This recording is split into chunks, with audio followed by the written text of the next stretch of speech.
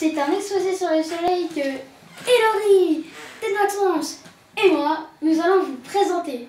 Alors, le numéro 1, c'est Ted Maxence sur la fiche d'identité qui va vous le présenter. C'est lui, hein. Sur ses origines, c'est moi. Sa structure, c'est moi. Sa composition, c'est Hilary. Ses activités, c'est Hilary. Que va devenir le soleil? Pour finir, c'est Ted Maxence. Commençons tout de suite avec la fiche d'identité. La fiche d'identité. Âge 6,4 milliards d'années.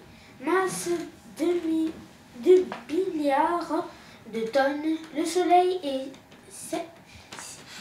650 fois plus lourd que toutes les planètes réunies.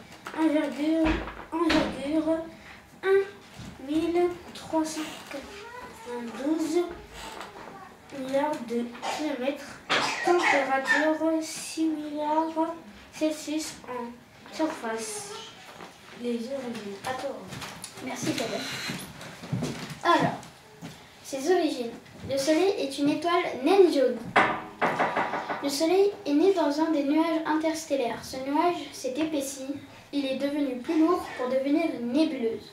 La température, la pression, la densité de cette nébuleuse ont augmenté au centre et c'est ainsi que le Soleil est né, il y a 4,6 milliards d'années.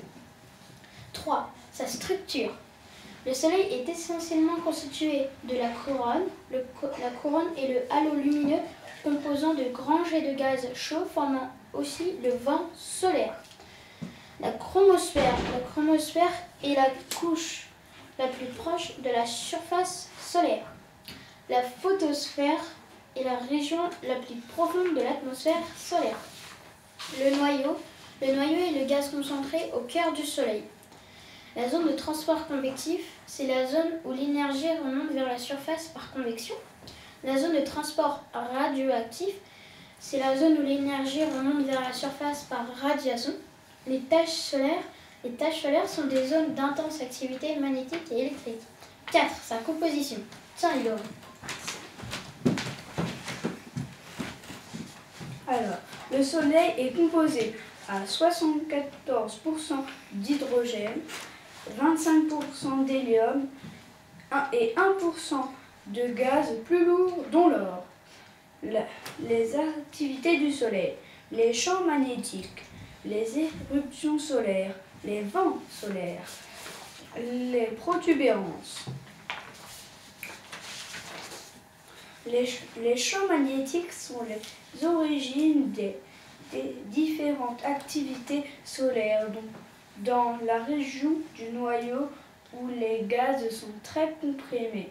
Les réactions nucléaires convertissent l'hydrogène en hélium. Elles s'accompagnent d'une énorme production d'énergie qui remonte à la surface où l'énergie est libérée.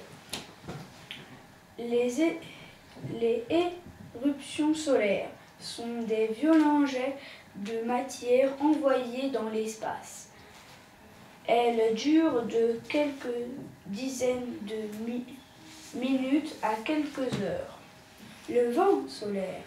Le vent solaire sont des particules de la couronne solaire qui s'en échappent vers l'espace. Et la protubérance. Les protubérances sont des énormes jaillissements d'hydrogène. On les surnomme les prairies enflammées. Qu'est-ce que va devenir le Soleil? Le Soleil va disparaître dans 5 milliards d'années. Quand il aura épuisé ses réserves d'hydrogène, il va d'abord grossir et avaler Mercure et Vénus et peut-être la Terre. Il va ensuite se ratatiner jusqu'à devenir aussi petit qu'une planète. Au revoir.